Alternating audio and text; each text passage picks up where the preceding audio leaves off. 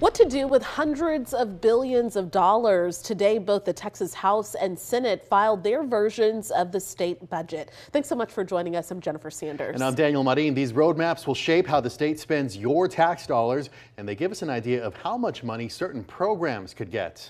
Dylan McKim breaks down the similarities and differences between the plans.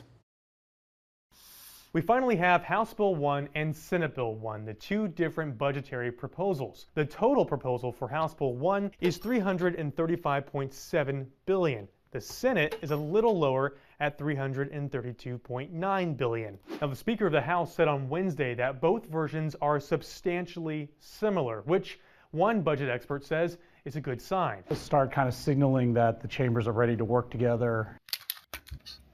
Let's look at some of the key highlights of both versions. Both carve out $1 billion for one of the biggest priorities this session, education savings accounts. That gives us an idea of how vast that program could be.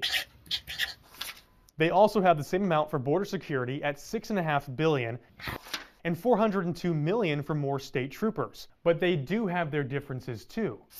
Although almost similar, the House has a little more money for property tax relief and a difference in public school funding.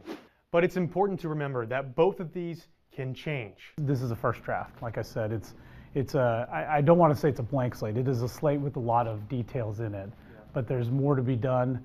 Just because it's in there doesn't mean it'll end up in the end budget, and just because it's not in there doesn't mean it'll never make it. So here's what's next. We're up here at the budget proposal phase. These versions will now go to their respective committees, where there'll be weeks of budget hearings until they finally go to a floor vote in their respective chamber.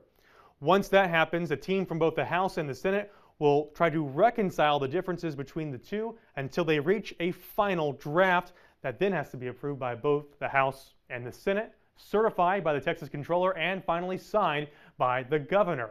We'll be tracking the budget as it goes through this process the next 5 months as things are added in or possibly taken out. In Austin, I'm Dylan McKim. All right, Dylan, thank you so much. We do have a more detailed look at what's in the first draft of both versions in the story on KXAN.com.